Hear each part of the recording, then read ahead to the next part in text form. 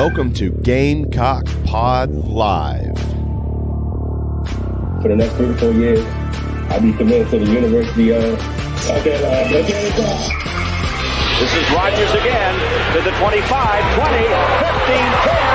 Rodgers scores!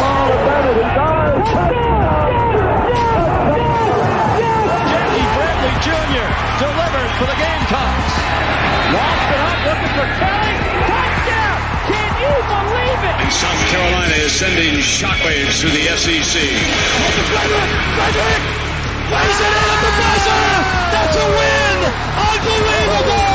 I don't believe it! And now, live from Studio 54 of the Gamecock Pod Studios, here's the cockfather himself, Keith Alsep.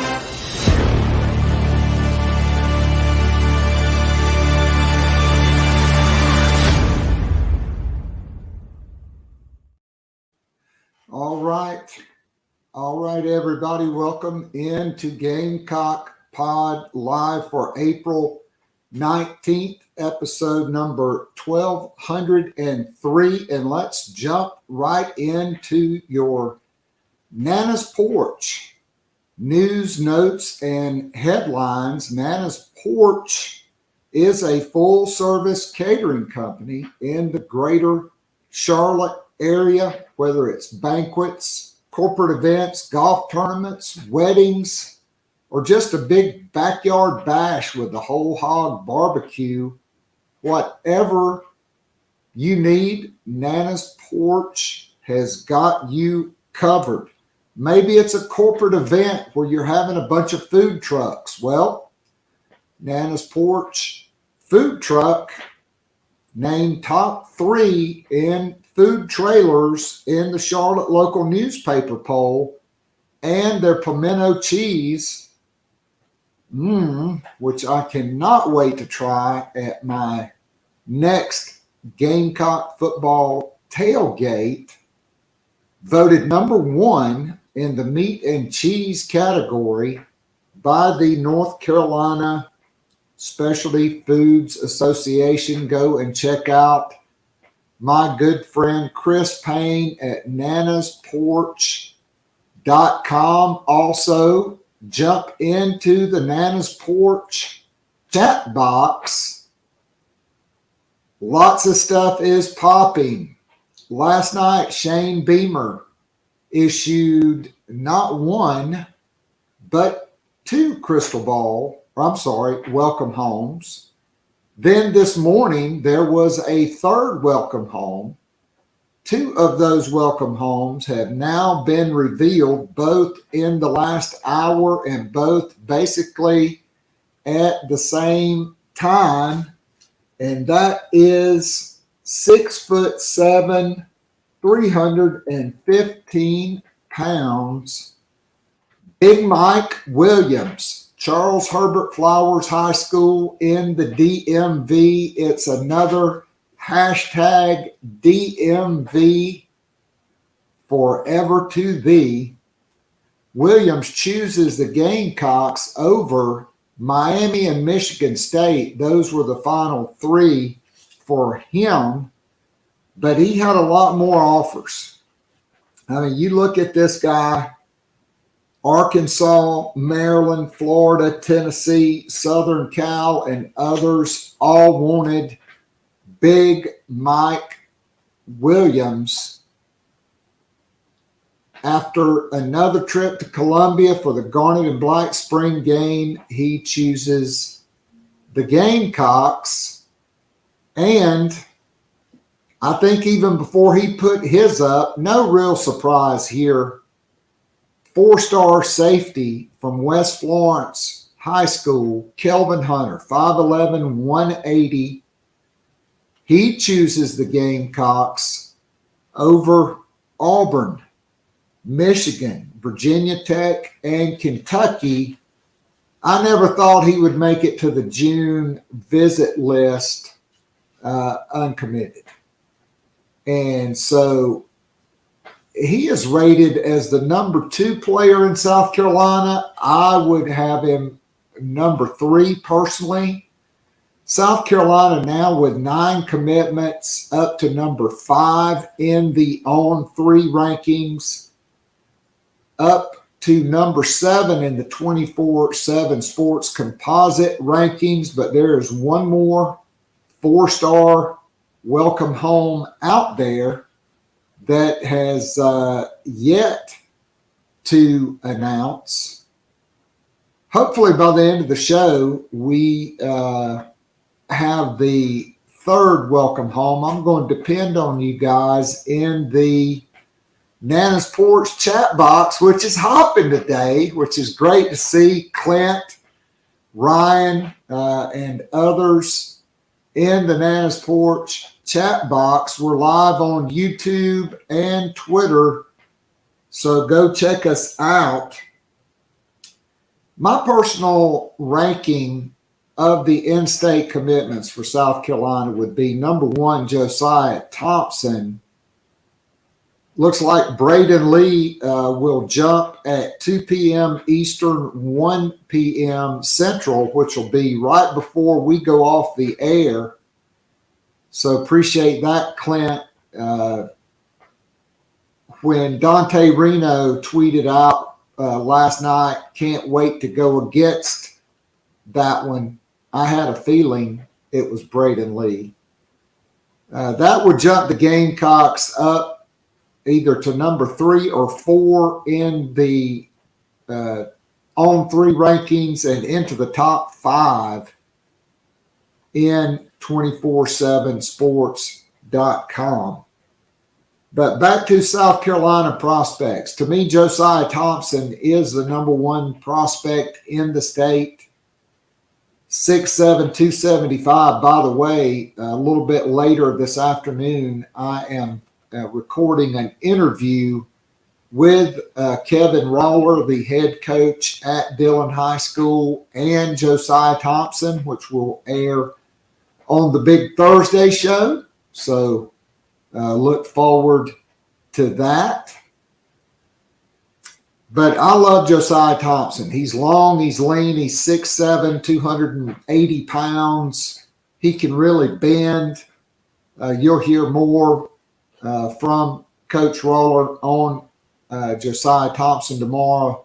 I think he could end up being the number 1 offensive lineman in the class of 2024, and he will enroll mid-year.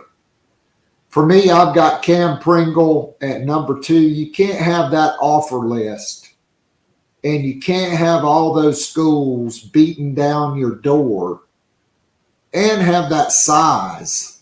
I mean, he's 6'7", 330 pounds, maybe 6'6", 330, maybe 315, I think is what his coach said after basketball season.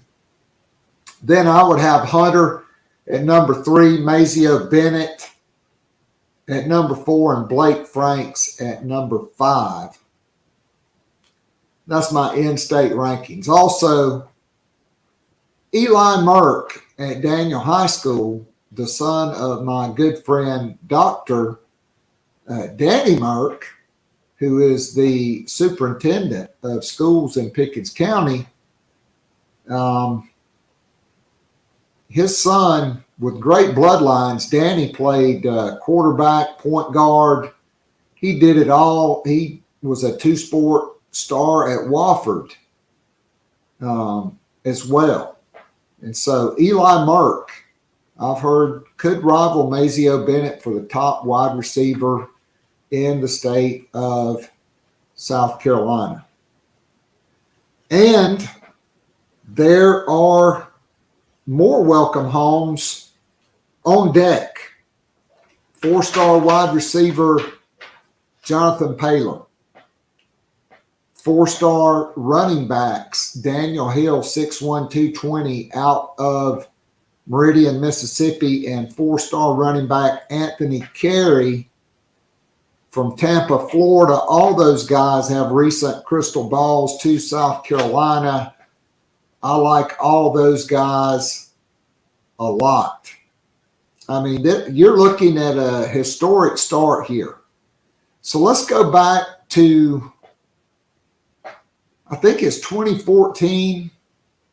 South Carolina had the number 2 recruiting class in the country going into that season. And then Steve Spurrier made that comment about, yeah, well, I might only be around for a couple more years.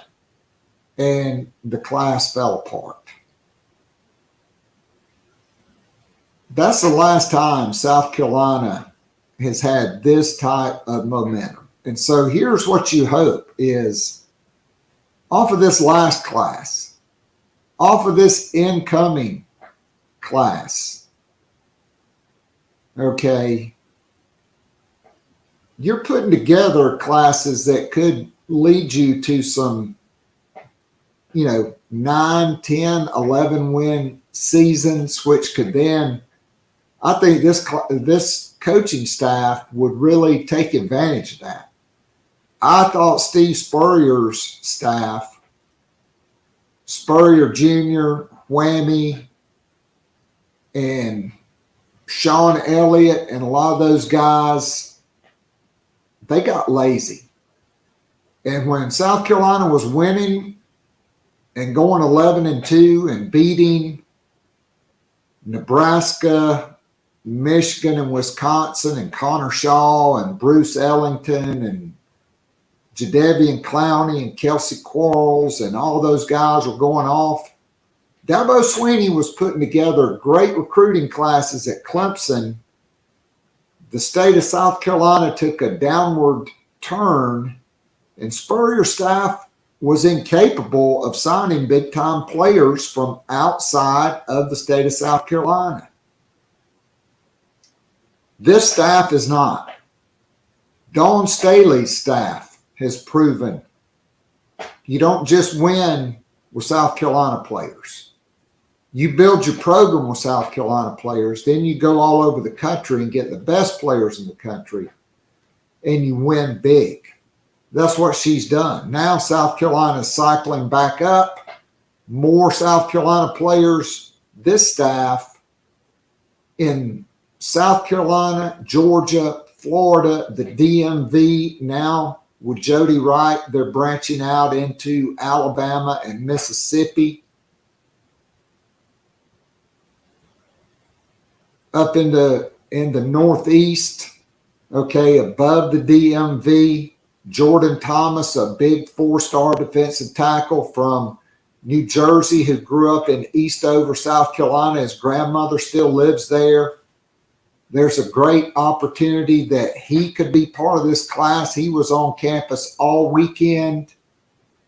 That's a guy to follow. If South Carolina decides to go on Greer Riverside defensive tackle Marcus Downs, I think that is a guy that could jump in the boat.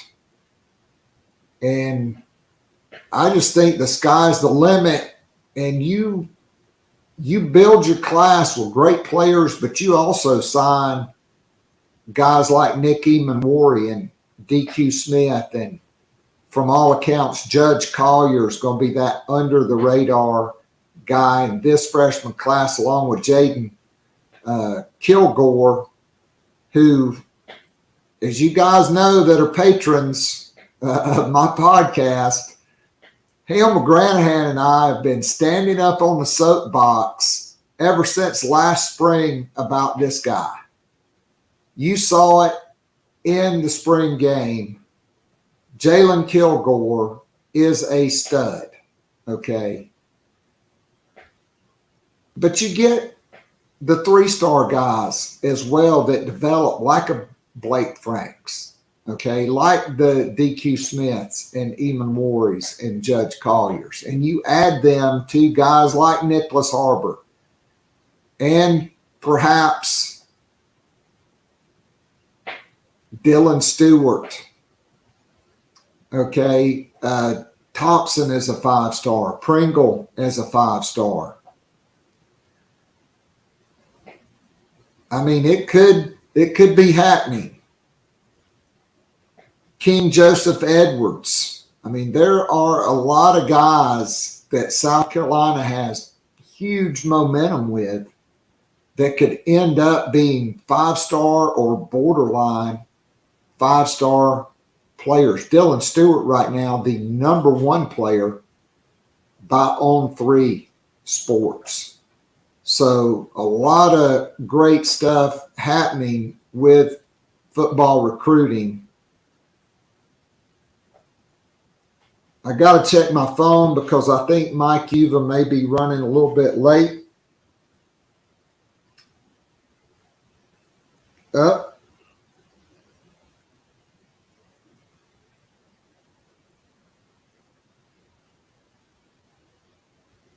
Well, looks like Uva has got to do another video. And so we may not be able to get Mike back. But I'm just going to send him a message and just have him pop on whenever he can.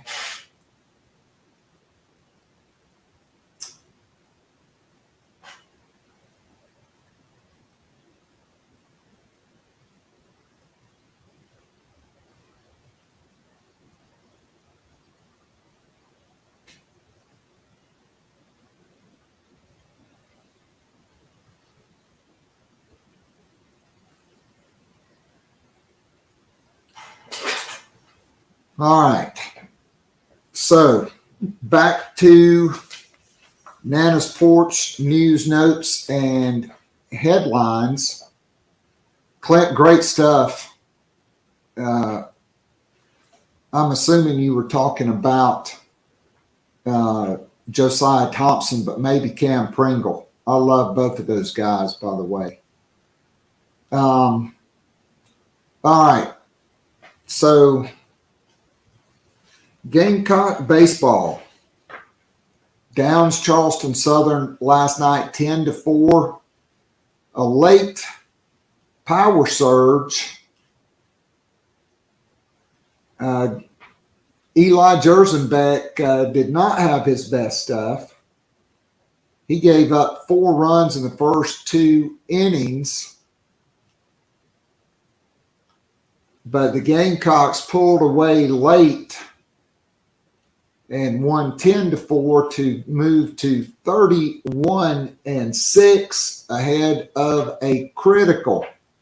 After you kicked away at least one of those 2 games you lost in Vanderbilt with bad defense and walks, this Florida series is really critical. If you can get 2 out of 3 and you go 3-3 against Florida and Vanderbilt, I really think that solidifies a top 8 seed moving down the stretch.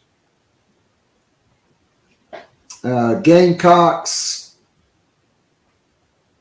broke open that tie with home runs in the 7th and 8th inning.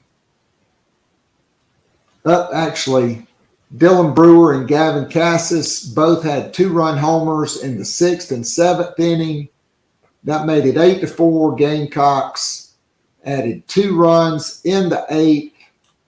And the bullpen, after Jersenbeck went out, they combined for a 1-hitter with 9 strikeouts and 2 walks, and the defense played errorless ball behind them. And so Florida is on deck. And so I got to say, all right, the Florida closer last weekend, if you saw the video, he strikes out a guy and he kind of screams and flexes at the opponent's dugout. And the umpire immediately pulled his mask off, came out, and tossed him. Okay. I get it. That is unsportsmanlike conduct. But to have a 4-game suspension when you're in a close, tight game, and the other team's undoubtedly been talking shit, okay, and razzing him. And he just turns and flexes and screams and doesn't scream, hey, MFer, take that or whatever. You could see there was no foul language or real trash talk. He was just jacked up. To suspend him for 4 games, I don't agree with, but with the Gamecocks having the next 3 games, well, I guess Florida had a midweek game. So he's out this weekend. As a Gamecock fan, even though you're going to be without Noah Hall, I think you have to like that. So Gamecocks, it looks like it will be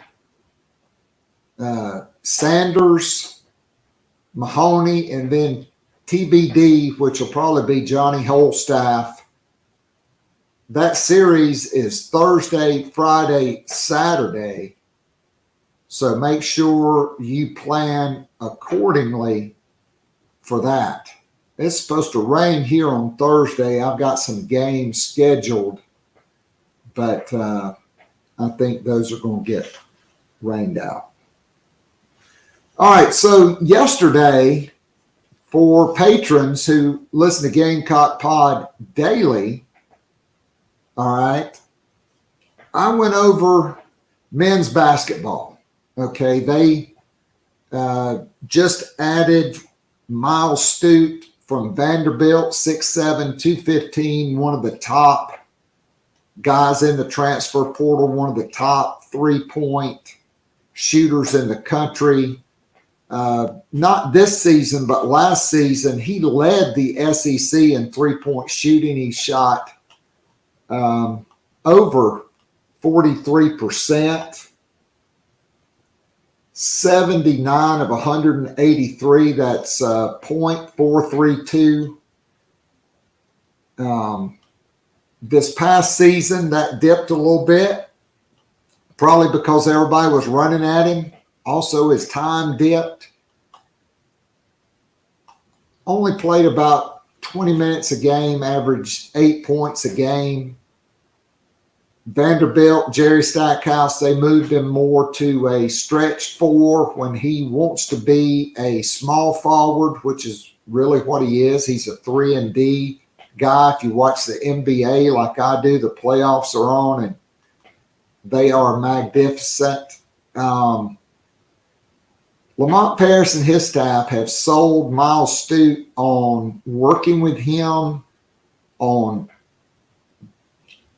shooting off the dribble, working on getting in to the mid-range game, and being able to take your guy to the rack off the dribble. I think he has a very strong record of developing guys. I thought you saw a lot of really good development from all of South Carolina's players this past season, particularly some of the younger players like Jacoby Wright, like Michie Johnson, okay, like Zachary Davis. Josh Gray got a lot better. So now the Gamecocks have 2 spots left, and it's coming down to the wire with Mustafa Amsel, who is a 6'10" power forward who plays at Dayton. He's originally from Finland. Lamont Paris has a great connection with the coach that runs that basketball academy over there. Gamecocks are in the mix for 2 2024 guys from over there. One will announce on the 22nd. Okay, that's the guard. That's not Federico, but the guard is going to go ahead and announce on the 22nd. Amsel, he could announce before then. And then this weekend, you've got BJ Mack, 6'8", 250, probably your most high priority guy. First team's also SoCon, a native of Charlotte. He just visited Iowa. Okay, he's visited Alabama. He's visited other places. He's got a visit on deck for Arkansas. I don't know if he's going to take that, but there's a lot of momentum with South Carolina. And so yesterday I went over what I thought would be the depth chart if the Gamecocks land Mustafa Amzil and BJ Mack. And I omitted Stephen Clark, who is the transfer forward from the Citadel. And so here's my projected depth chart, and then we're going to get back to more football because it's really pressing. So I think Talon Cooper, the transfer point guard from Minnesota, 6'4", he was sixth in the NCAA in assists per game on a really bad team. He averaged 6.3 assists per game. I think that allows Meechie Johnson to move to the small forward. Miles Stute becomes your small forward.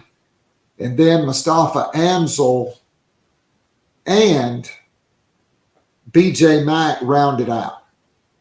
Okay, then I think Abrima Deba can be your backup point guard. He could also play some small forward. I like Jacoby Wright better off the ball. He was a really good spot-up three-point shooter, but a turnover machine at point guard. Clark, probably your backup small forward and also a guy that could swing to power forward to give you a guy that can stretch the floor. But I also wouldn't count out Zachary Davis. I think he's going to make a big jump. He is a very skilled 6'8" guy that was a point guard in high school. And then I think Colin Murray Boyles, who's up to number 60 in the ESPN rankings, how great of an early evaluation was that for Lamont Paris and staff to get him signed, sealed, and delivered before he ever played a game out in Utah, because this guy, his stock has risen maybe as much or more than anybody else in the country. At 6'7", 220, he's going to come in ready to play. And then you still got Josh Gray at 7 foot 270, who is unlike anybody else on the roster, who really got a lot better and who I think will continue to get better. And so back to the Nanas chat box, Clint, I agree. If South Carolina can close out this portal group with Mack and Amzil, I think that is a very I think you go into next season with expectations, but an excited fan base and a much improved roster. I mean, a much, much, much improved roster and guys that have all produced in college. I mean, you're looking at all 5 of your starters being transfer portal guys that you've acquired since you've been at South Carolina, with Cooper, Johnson, Stute, Amzil, and Mack, and then Abrima Deba also factoring in there, as well as Stephen Clark. So, I mean, 7 of your top 9 or 10 guys are going to be transfer portal guys. And, you know, with the shape Frank Martin left the program in and the mass exodus of guys, that's just how you've had to do it. All right, so we are going to take a break, and then we're going to be back and we're going to dive into South Carolina football, the spring game, more recruiting, portal talk for the next window, and Mike Uva hopefully will be able to join us. If you enjoy listening and watching the free Wednesday show, now live streaming on YouTube, and would love more Gamecock Pod daily, join our growing Gamecock family by becoming a monthly or annual subscriber. You'll be able to listen to the show every day of the week and listen to guests like J.C. Sherbert, Hale McGranahan, and John Whittle from thebigspur.com, Colin Taylor and Mike Uva from Gamecock Central, Emily Adams from the Greenville News, Ben Portnoy, Michael Lanana, and Jeremiah Holloway from GoGamecocks.com, Michael W. Bratton, the host of That SEC podcast, and many, many more. As a VIP subscriber, you can join or listen to the weekly live Zoom call with up to 100 of your favorite Gamecocks and friends. After the show is an unrecorded overtime segment where the real scoop gets dropped and discussed. It's like going down to your local pub or sports bar and having a conversation with your Gamecock friends about last week's football game, men's and women's basketball games, and Gamecock baseball. And of course, there's always recruiting to discuss. In addition to the weekly Zoom call, VIP subscribers get the most popular podcast, The Morning After, which is released every Sunday morning during football season, and more VIP perks are in the works. Follow Keith on Twitter at KAllset, or follow the show on Twitter at GamecockPod. Go to the top of the homepage and follow the link. If all else fails, go to patreon.com/GamecockPod Daily. Join now and get up to 3 months free off an annual VIP subscription. You will love it, guaranteed. Now, back to Gamecock Pod Live.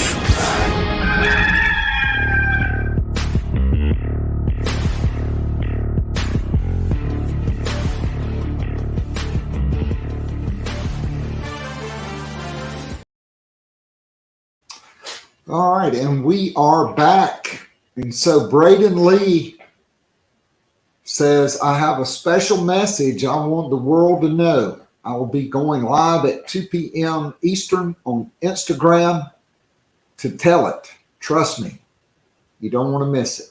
And so I do believe that will be the third welcome home, and it'll be not a 2 for Tuesday, but a 3 for Wednesday. Well, I guess there was 2 for Tuesday last night. If you remember on the Big Spur, Brian Dawn, who does the Northeast, he came on with 2 crystal balls for the Gamecocks, and it was Mike Williams and Braden Lee. Then Kelvin Hunter announces his noon Eastern decision this morning. Shane Beamer issues the third welcome home. And so I think we will know in about 30 minutes what Braden Lee is talking about. I do expect this to be South Carolina. I'm not trying to steal his thunder, but when you think about it, his dad's just passed away. He hasn't done anything with recruiting. And then he and Mike Williams and a group of dudes from the DMV, they come down, spend the weekend again. Okay, they documented their trip on social media, put up a video of it. The last time they came down for the Junior Day weekend,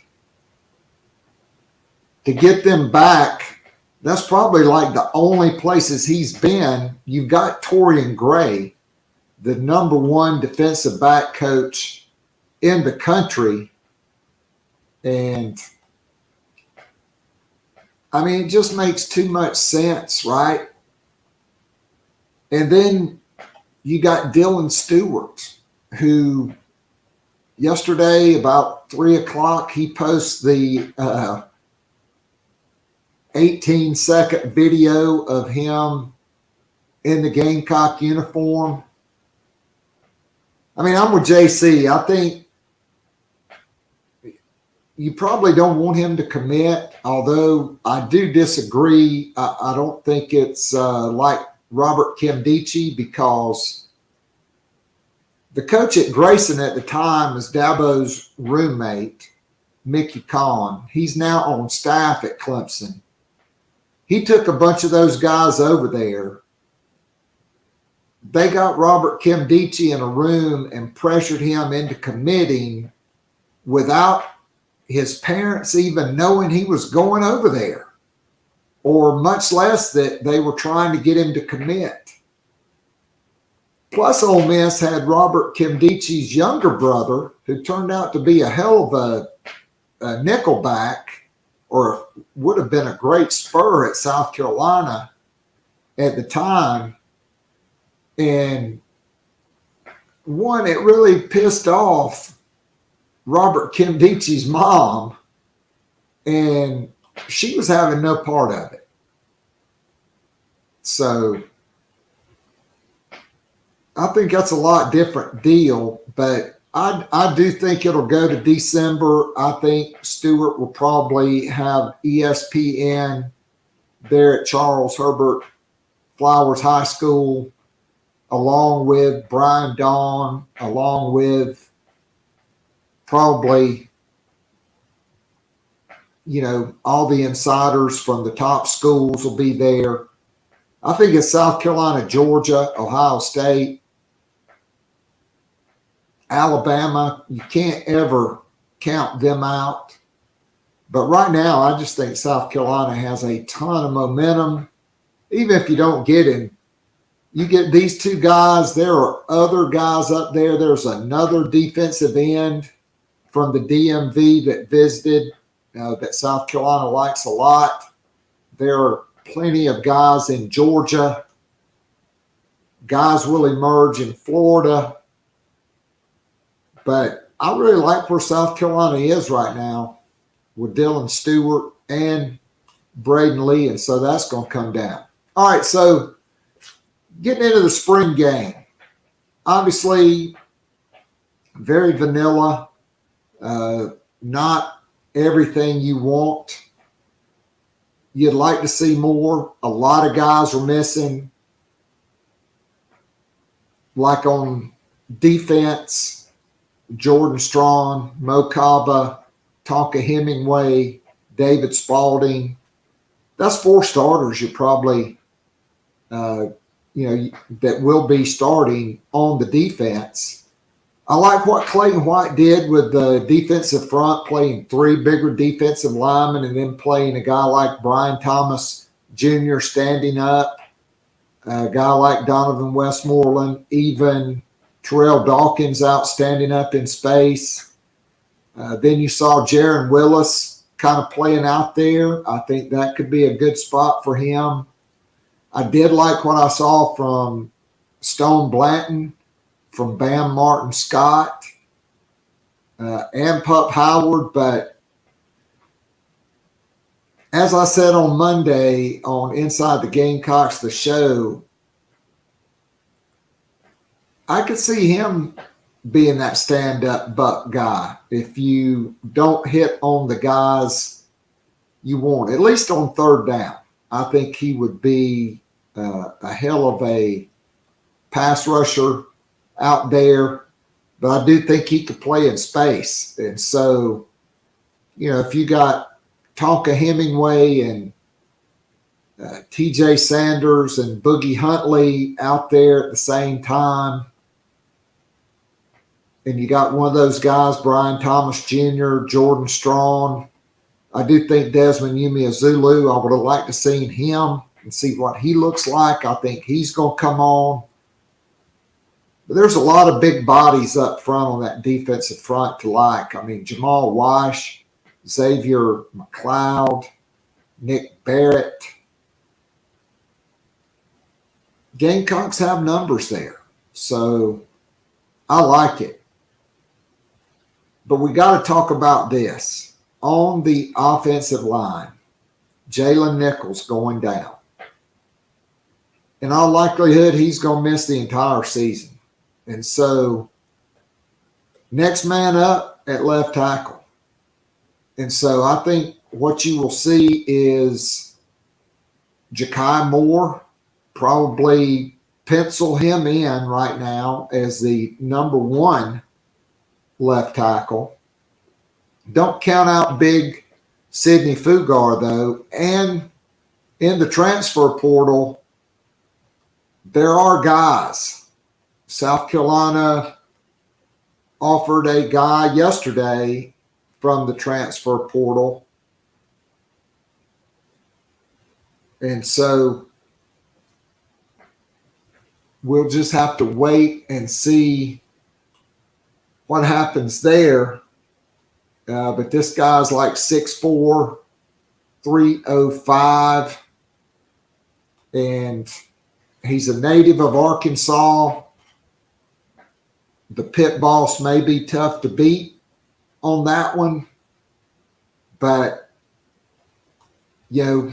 quite frankly, if you're the Gamecocks, I think you got to take a look at that. I've said, other than quarterback and probably tight end on offense, I think you would take, right, like you want one or two guys at running back in the portal.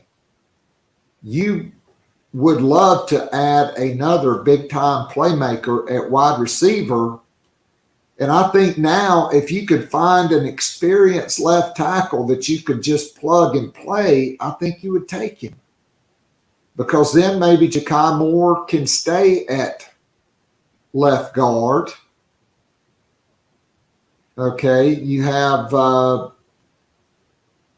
either Vershawn Lee or Nick Gargiulo at center and the other one at right guard. And then you have Tyshawn Wanamaker at right tackle. So I think there, are a lot of possibilities. It could be Ja'Kai Moore at left tackle, Gargiulo or Vershawn Lee at left guard, and then the other one at center. And then I think Marquis Anderson and Trey Jones fight it out at right guard, and Wanamaker plays right tackle. Maybe you push Wanamaker inside at right guard and Fugar plays right tackle. Lots of intriguing possibilities for sure on that offensive line. But to me, the stars of the spring game, Trey Knox, I'm agreeing 1,000% with Shane Beamer. They have definitely upgraded the tight end position. Trey Knox and Joshua Simon, number 1 and number 6 in your program, those are NFL guys at tight end. They're long, they're lean, they're like bigger wide receivers. And Trey Knox, did you guys watch the post-game interview with him? That guy's shoulders are humongous. My God. He looked like a bodybuilder. I mean, he runs like a deer. He's got a high football IQ. And, Joshua Simon is a guy that if the Gamecocks had not signed Nicholas Harbor, Joshua Simon was going to be working with Justin Stepp at wide receiver this spring. Did you know that? Yeah, Clint, no doubt about it. He is a big boy there. Clint is chiming in the Nana's Porch chat box, sponsored by nanasporch.com. Go check them out. I love those guys. Obviously, you know what you can expect from Juice Wells. I think Eddie Lewis is a plug-and-play guy and a Josh Vann replacement. He'll probably be your punt returner. He's your third or fourth wide receiver, depending on if you add another guy. I think South Carolina will add another guy at wide receiver. And I think there's a certain player out there that used to be at Oklahoma with Spencer Rattler who had to leave there. He could quietly just tiptoe in the door. Remember when you were in high school and you missed curfew and you came in late and you just opened the door ever so slightly to try to not make it squeak or make noise, and then tiptoe in. Maybe you took your shoes off so your parents wouldn't know, and you try to sneak in your room. I think that's what the Gamecocks are planning on doing. Clint again chiming in. I would not mind at all seeing Bakari Swain as a punt or kickoff returner.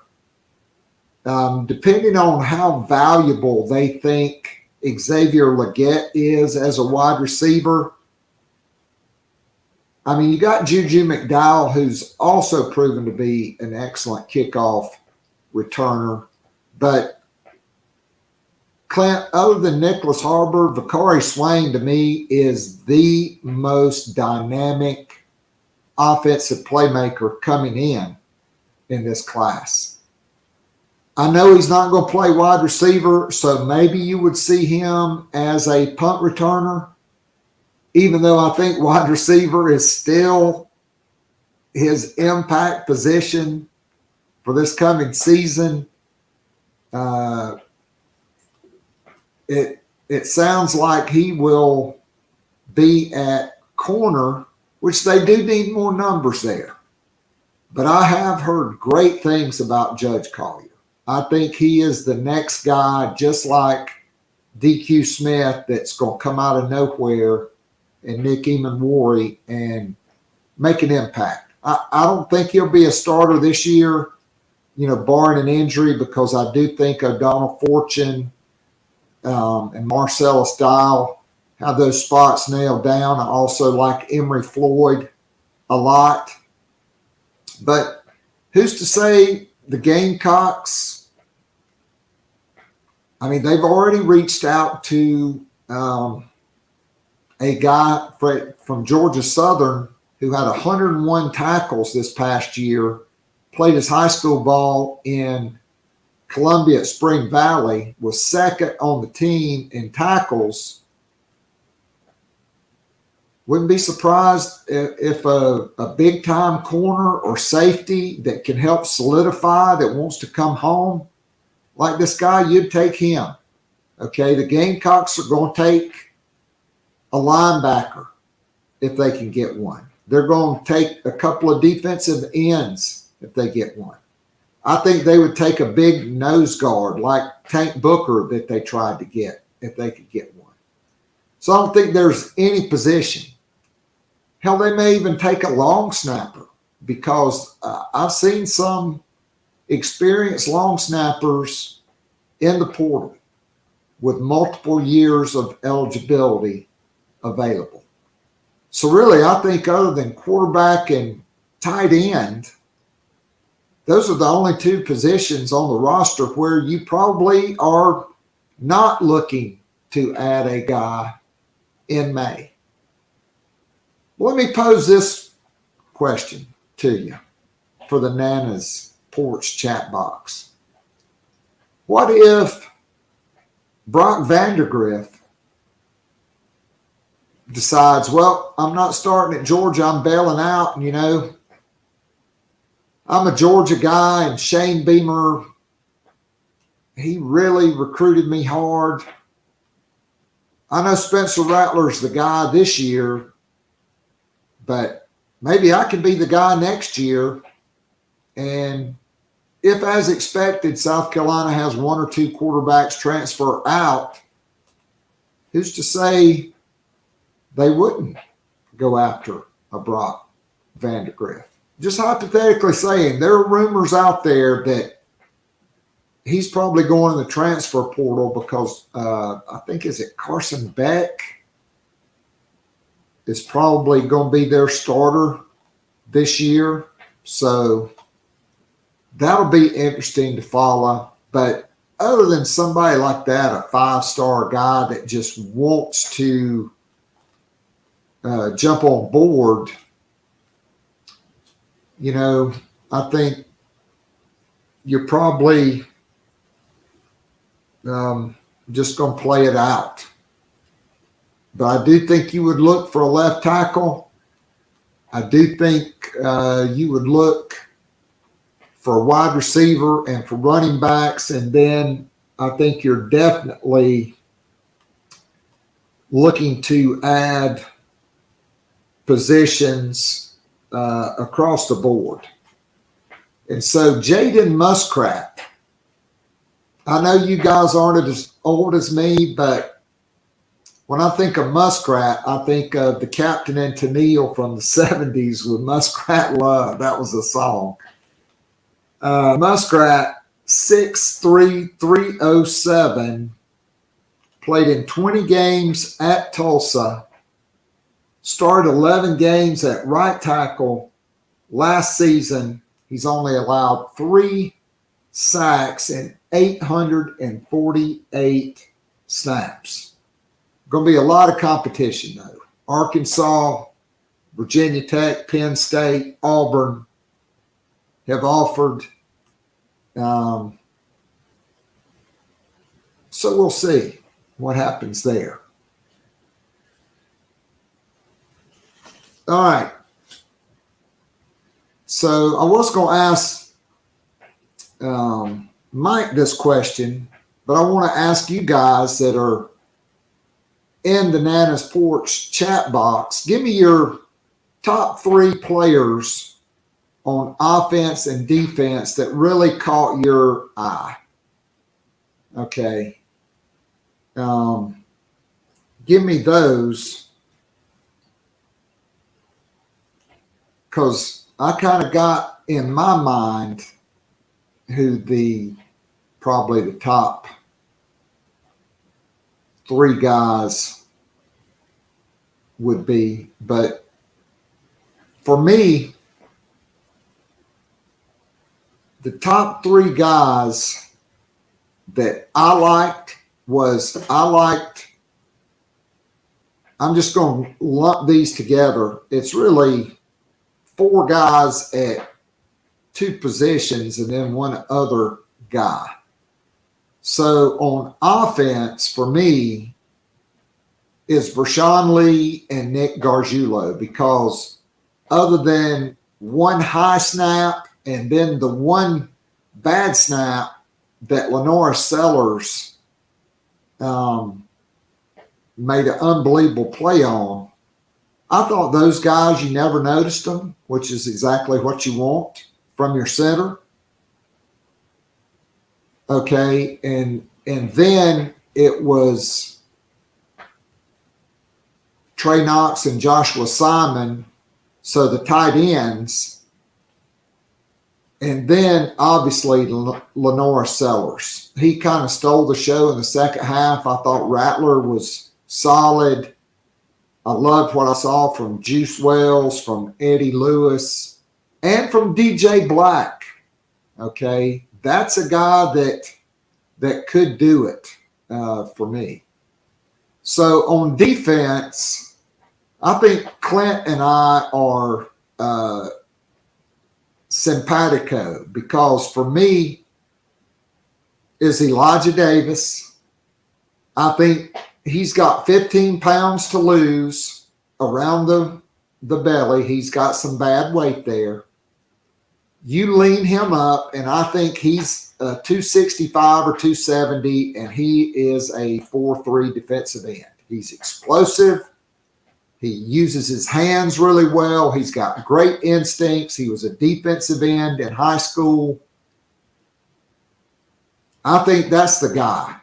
I think he's a little more explosive than Tonka Hemingway, and I think Tonka at 285, 290 inside will just be a mismatch. Jalen Kilgore, have I mentioned how much I love that guy? I thought I did like Brian Thomas Jr. I think if you play more of where he's a buck, where he's a stand-up guy that's playing in space, and you've got a big nose guard like Xavier McLeod or Nick Barrett or maybe even Boogie Huntley in there. Jamal Weish is another guy. And then you got TJ Sanders and Tonka Hemingway if you're in a 3-man front. I think Brian Thomas Jr. can thrive in that. If you're in a traditional 4-2-5 or a four-man front, I think you want it to be Jordan Strachan at defensive end, a trimmed down Elijah Davis at defensive end, unless you get a stud out of the transfer portal or Desmond Umeozulu is just too good to keep off the field. Okay, and then Boogie Huntley and Tonka Hemingway inside with Davis, Strong, Umeozulu, or a transfer portal. I think Elijah Davis can definitely play defensive end. Then you're going to have Mo Kaba, who will be back. You're going to have Stone Blanton. You're going to have Debo Williams, Pup Howard, okay, Jaron Willis, and you could add a guy in the transfer portal as well.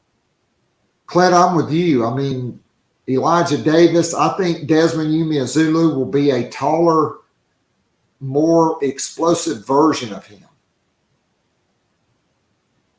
And hopefully in the transfer portal, if you can add Derek McClendon and maybe one more guy, okay, I think that really gives you a lot of options to be able to mix and match and to play 3-4 and 4-2-5 or even 4-3, because I think, you know, Jaron Willis and Debo Williams are probably better Sam type linebackers right now. Depth at corner is going to be interesting because probably outside of your two starters, Anthony Rose was the most talented guy. He's hit the transfer portal because, quite frankly, his days at South Carolina were numbered. It just was not going to work out for him to stay after this latest incident and suspension. So I do like Emory Floyd. Kawan Banks could play there. Certainly Vakari Swain is coming in. But Judge Collier, I think, will play there. And Keenan Nelson Jr. So, I mean, you had your entire nickel brigade out for the spring game. Like Spalding was out, Keenan Nelson was out, and D'Angelo Gibbs was out. That's a guy. So, Clint, I mean, no doubt about it, Sterling Lucas is killing it. I mean, he's got South Carolina in the lead for Dylan Stewart.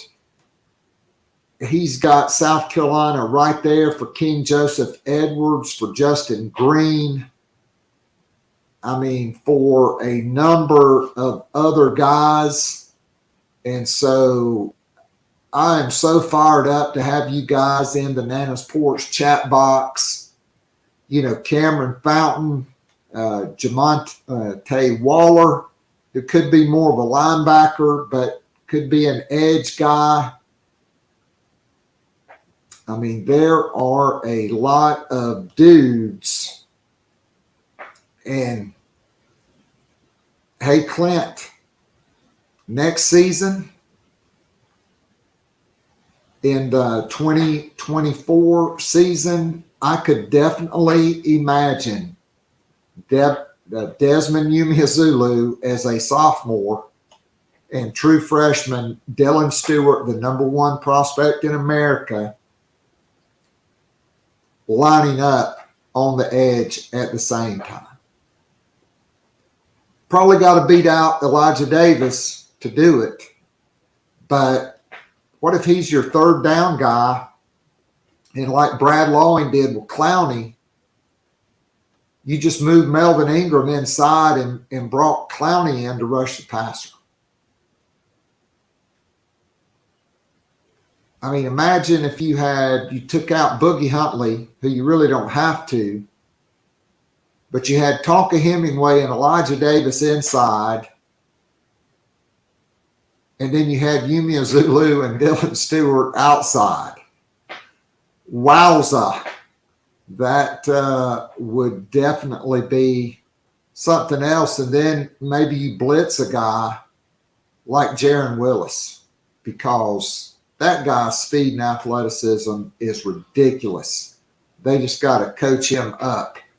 That would, as we go back into the Nana's Porch chat box, that would definitely make for some interesting competition with guys like Josiah Thompson, Cam Pringle, Mike Williams, Sidney Fugar, and Tyshawn Wanamaker, and Kason Henry. Let's not count out any of these guys either. Let's just not throw our current guys on the roster out the window, because, hey, they're going to have more experience. They're going to have more time in Luke Day's strength and conditioning program, and they're going to be getting coached up. But, guys, I've been following recruiting since about 1980. Okay, 43 years, since I was 16 years old. And these offensive line classes that South Carolina is stacking, and potentially the defensive line classes, because let's face it, Elijah Davis, you definitely hit on him. Xavier McLeod, I think, is a future first-round NFL draft pick. You definitely hit on him. Okay. With what, Desmond Umeozulu. What if you add Jordan Davis, King Joseph Edwards, Dylan Stewart, and Denos White from up in Concord at defensive tackle?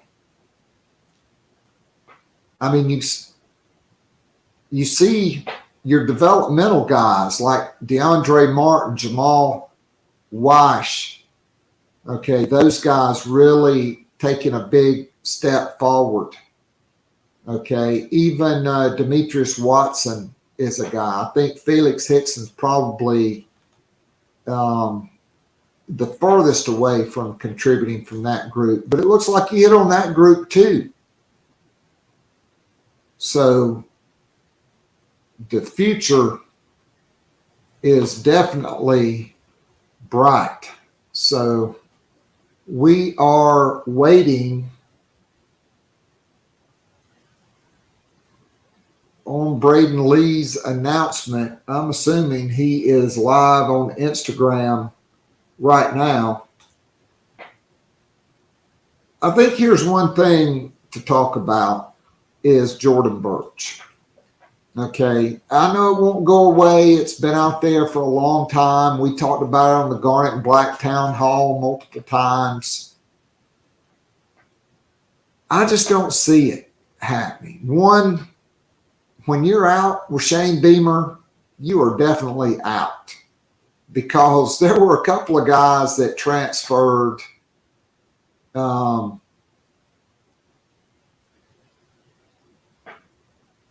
they wanted to come back. They hit the portal. Shane Beamer just stopped taking their calls. So back in the Nana's Porch chat box, a poster on TBS said their godson is a running back from Mississippi State who is now in the portal. His name is Keon Roberson. So that could be a name to follow. Here it is. Mississippi State running back in the portal. 5'10", 195, sub 4'4". In the 40. I think you would definitely take a guy like that for depth. Here's the thing, though. I don't really think SEC guys, you'd have to get a waiver because SEC guys have already made their announcement. Like the portal, I think you have to be in the portal by February 1st. So unless you get a waiver, which perhaps you could at Mississippi State because of the untimely death of Mike Leach, having a new head coach, going through spring practice, that could definitely be something to follow.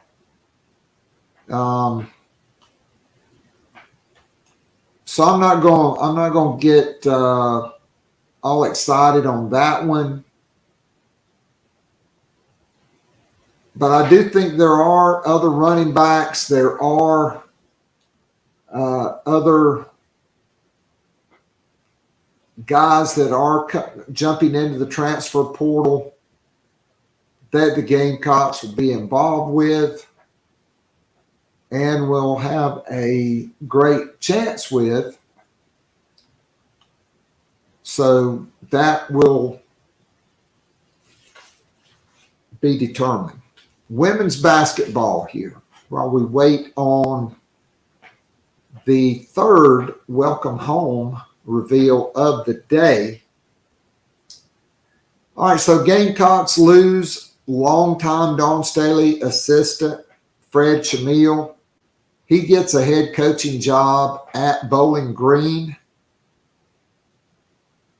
Dawn Staley goes out and gets Winston Gandy from Duke, who's one of the risers and one of the top recruiters and player development guys in college basketball. He spent 3 years in the NBA in player development.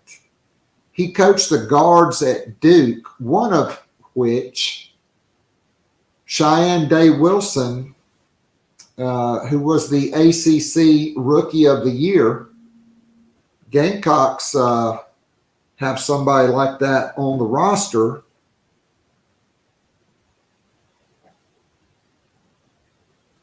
Camila Cardoso, and Celeste Taylor, who was the ACC Defensive Player of the Year. If Taylor does not go ahead and commit to Ohio State this week, I think she could be coming in for a visit to South Carolina this weekend. So you've had Day Wilson. She's already visited. Gamecocks also had Oregon point guard and three-time All Pac-12 point guard Tahina Paopao. She's Polynesian. She's 5'9". She was the number 11 recruit in the country. This past season, she shot 43% from three, and 2 years ago, she shot 40% from three. She's an 88% free throw shooter. She averaged 13 points and 3.5 assists per game.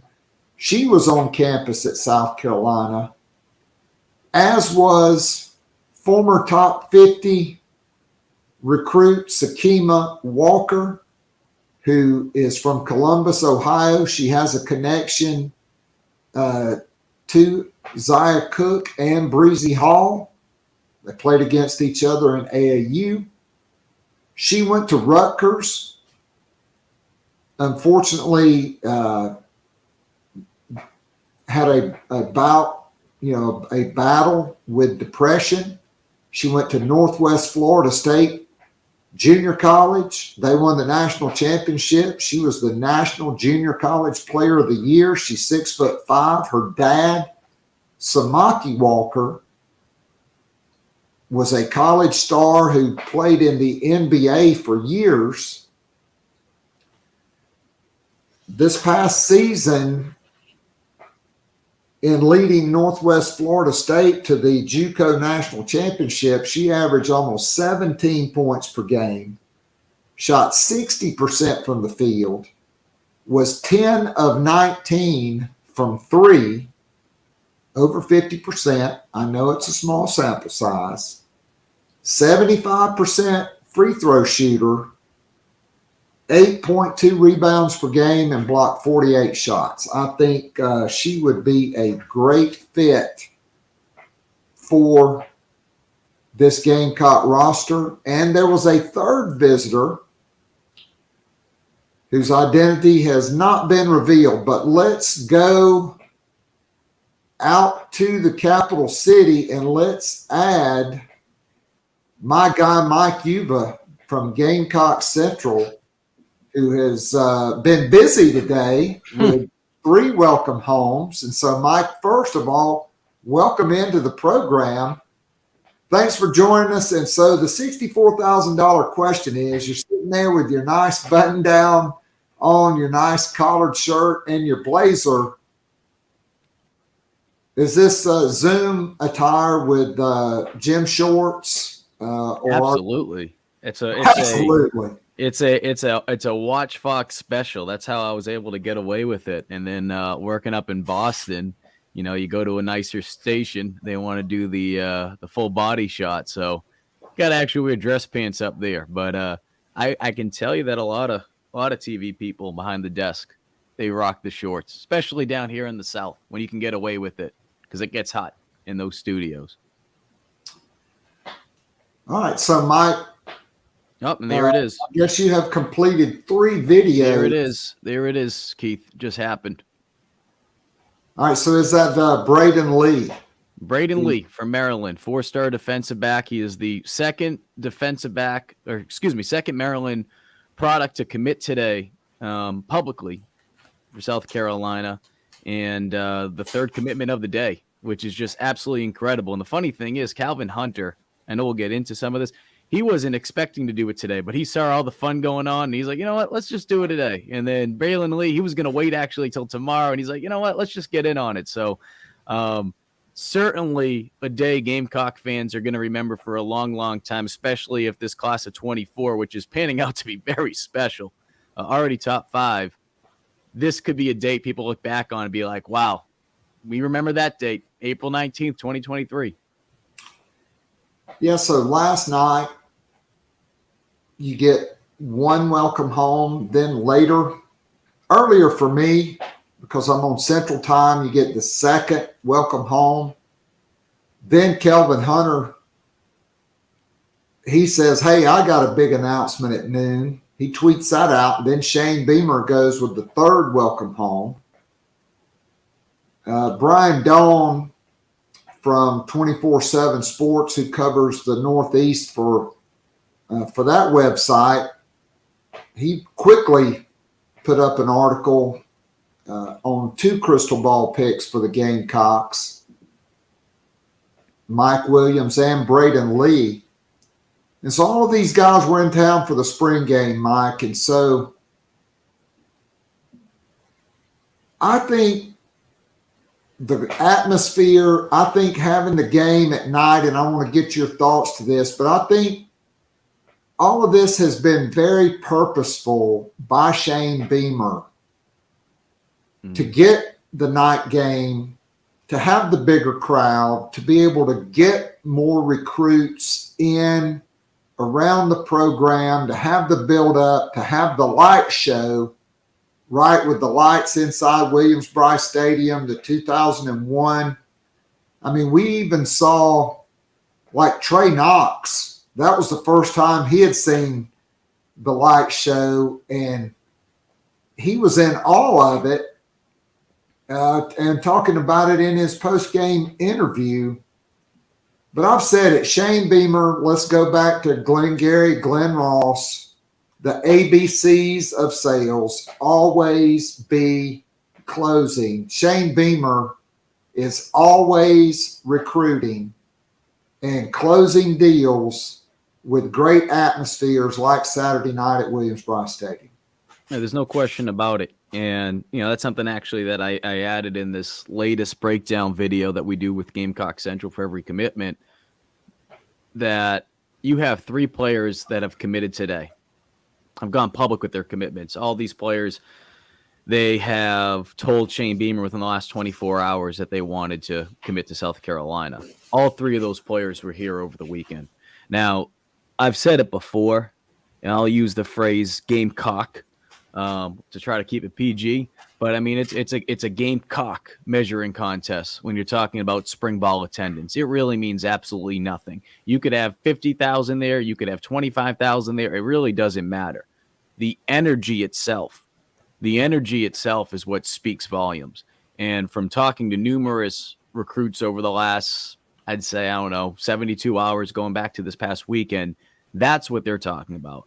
They're not concerned about the attendance and this and that. And I'm not going to sit here with a tinfoil hat and sit here and be like, I don't know if there was 51,000 there. I do think it's funny, though, that Clemson put out 50,000 and they upped them by 1,000, which was 1 point like this past season in football. But no, in all seriousness, though, playing at night, creating that atmosphere, a lot of those players are like, man, I just want to get back down here in the fall when this stadium is actually full for a game, instead of just seeing some of it filled up, which, of course, that lower bowl side on the home sideline was full. It was incredible. So there's no question. There is no question that, along with, we did an interview with Dante Reno last week. I've caught up. We've done interviews this week with some players that have already committed. We'll share those over the next couple of weeks. They've said the same thing. The guys that were committed, they went down there this weekend, Keith, this past weekend, with the mentality of, hey, we have to get some other guys to commit here. 3 guys have already committed today. I think they, so far, I think you could say they did their job pretty damn well, on top of what the coaching staff has done as well. No doubt. I mean, I thought there was a possibility there could be a couple guys that would commit at the spring game, and there would be welcome homes on, late Saturday night or early Sunday morning. That was delayed by a couple of days, but not denied. And look, I think there are more guys that are close to jumping in the boat. I mean, you could go to right up I-85 from Greensboro to Burlington Cummings High School for 4-star wide receiver Jonathan Paylor. I think the Gamecocks are huge favorites for him. Been a lot of predictions cast for him, both by On3 and 24/7. And a pair of 4-star running backs, Daniel Hill from Meridian, Mississippi, who was in for the spring game. A lot of predictions rolling in for him. And 4-star running back Anthony Carey out of Tampa, Florida, 5'11", 195. And the one guy in Clint Morrison, he's on here in the Nana's chat box. Montario Hardesty's been that guy with the big question mark and kind of the albatross hanging around his neck, because your running backs coach needs to be one of your best recruiters. And South Carolina struggled at running back, but now you're the favorite for 2 4-star running backs as well, and more guys on defense. And hey, let's stay in the DMV just for a second. The number 1 player by On3 Sports, Dylan Stewart, very close with Braden Lee and Big Mike Williams, as well as Desmond Umeozulu, Zabari Sandy, and that guy that runs track, who's also pretty good at football, Nicholas Harbor, the 5-star signee from February. I mean, South Carolina is really doing what Frank McGuire did in the late 60s and early 70s. He built that Underground Railroad from New York City. Shane Beamer's doing it from the DMV to Columbia, South Carolina, even a hashtag DMV Forever to Thee. I mean, I have to think South Carolina puts, I think, these guys really on top of last year, and along with Sterling Lucas, who's becoming a rising star in recruiting, I think this really makes South Carolina extremely formidable when it comes to landing Dylan Stewart. Well, they all connect with each other, right? And you mentioned just that pipeline that's being created in the DMV area and the success South Carolina has had, especially in the state of Maryland, right? 2 commits today, 6 commits from the state of Maryland going back to last year's recruiting class. What it reminds me a lot of is what Steve Spurrier was able to do when he arrived in South Carolina with being able to take recruits out of the state of Florida. And we've heard that from so many players that played during that time period and how the impact of seeing one guy go made them want to go as well. Shaq Wilson has talked about that a lot. We saw that with Steven Garcia. And knowing that some of these guys were up here already, he's like, man, I know that guy. Man, I went to one of the same camps as them. Or, he plays in the town over. I might not have gone up against him, but I've heard about him. I've read about him in the newspaper. So there's certainly something to be said when you do have that familiarity. And to be able to go up into the DMV area, an area where South Carolina, they struggled at with recruiting when Will Muschamp was here. Muschamp did a very good job of bringing in some talent, obviously not on to this level, but we saw that, right? A lot of players have gone on to the NFL. I say that because for whatever reason, Muschamp struggled to get that area in particular. There was a couple players, of course, right? Marshawn Lloyd coming down here from the DMV area, but we haven't seen this. We haven't seen this ever from South Carolina to be able to go up in that area. And I think a lot of that has to do with just Beamer's familiarity with that area because of his father, right? Having coached at Virginia Tech, knowing the talent. I mean, coaches across the country, they know the talent that comes out of the DMV. But if you're able to go up there from South Carolina, I think it really sends a message to the rest of the country because that's an area. Never mind the fact that the ACC, it's right there for them. Never mind the fact that the Big Ten, it's right there for them. But in the past, schools like Miami, right, the schools that are a little bit further away in the ACC, the schools that are like Florida State, they've been really successful recruiting that area over the last 2 decades. South Carolina is sending a message, and it's loud and clear that they want that area. They want to build pipelines. And those pipelines so far, Keith, they have certainly helped because these guys know each other. And I would not be shocked. I would not be shocked to see Dylan Stewart eventually commit to South Carolina. I would say USC is the clear favorites right now. I agree. I mean, look, Torian Gray is another guy you cannot underestimate. Absolutely. His connections in the DMV.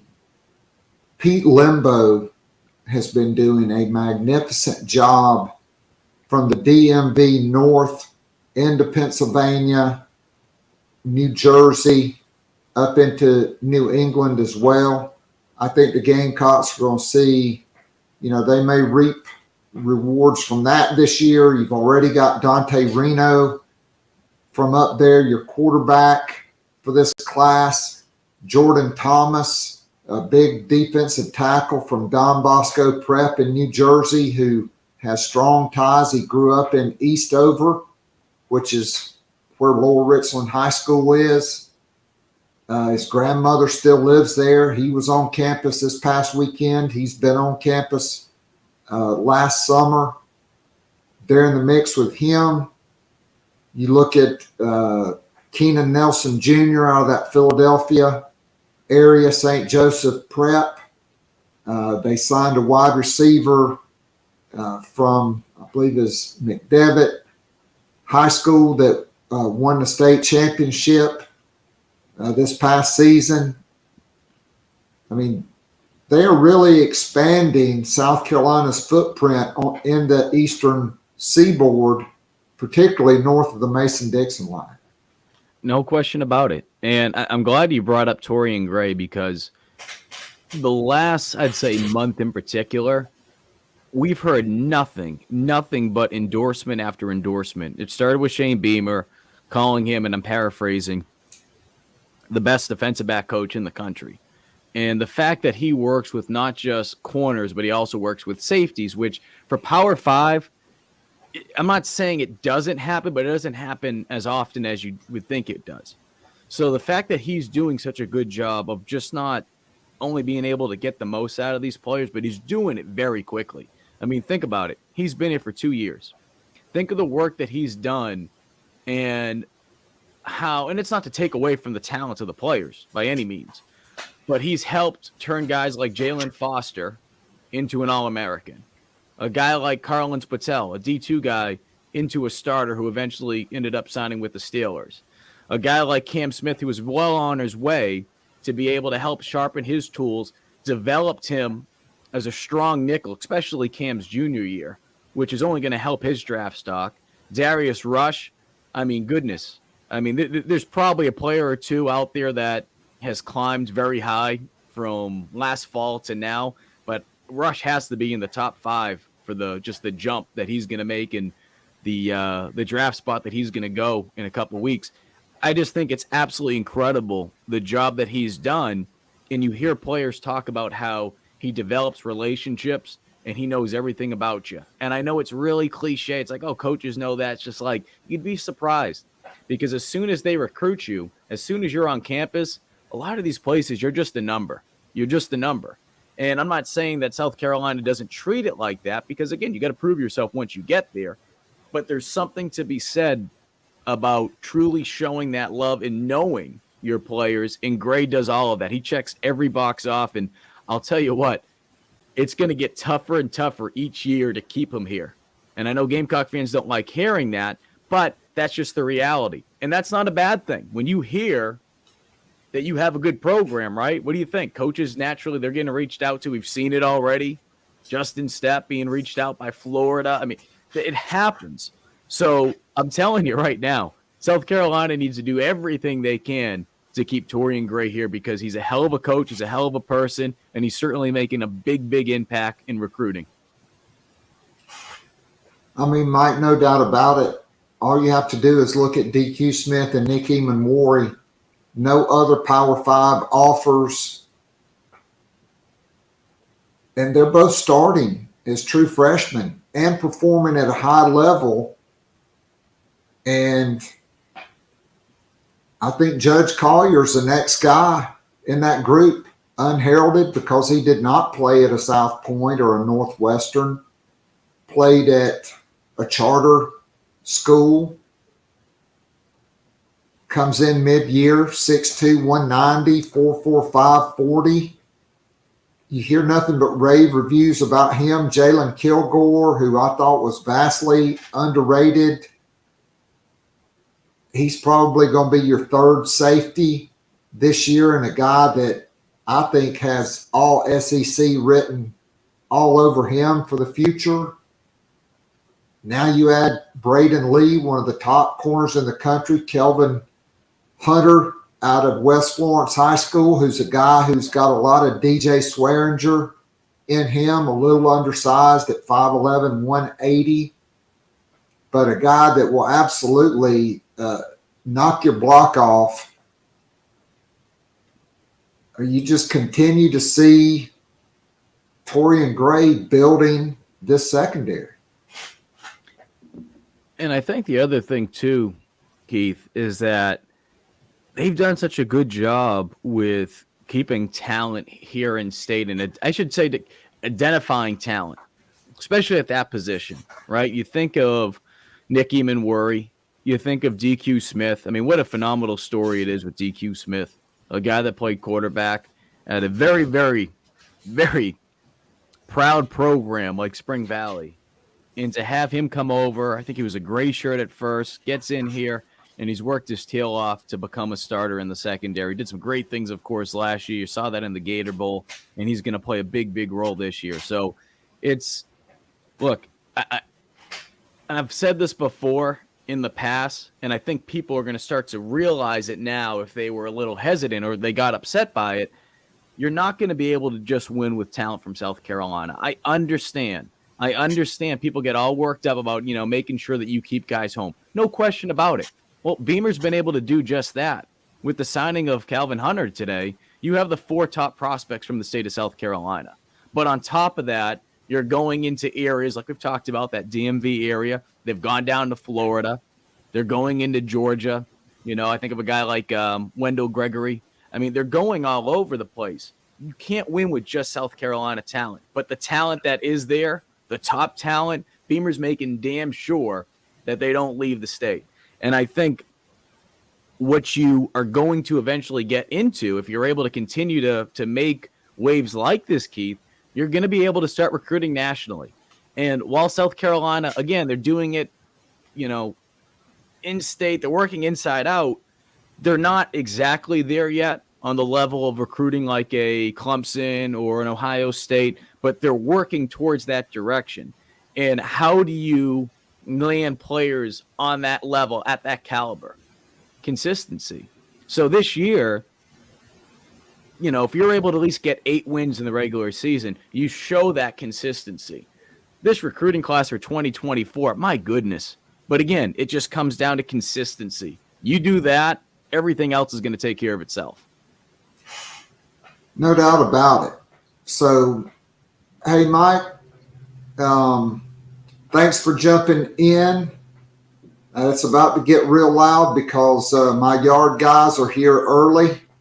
But we appreciate you taking the time to jump in, and can't wait to have you back on to talk future of women's basketball. Had some stuff for the transfer portal with that, but we'll jump into that next time. So thanks for joining us for Gamecock Pod Live next Wednesday. Brad Crawford from 24/7 Sports will be in, and in an hour, I'll be interviewing Kelvin Roller and Josiah Thompson. We'll have that up tomorrow. And so, Mike, thanks again and always for being so generous with your time. And we'll just say until tomorrow, God bless and go Gamecocks. How about them Celtics? And the Seas, taking it to the Hawks. No doubt about it. All right, I am, and we are out of here.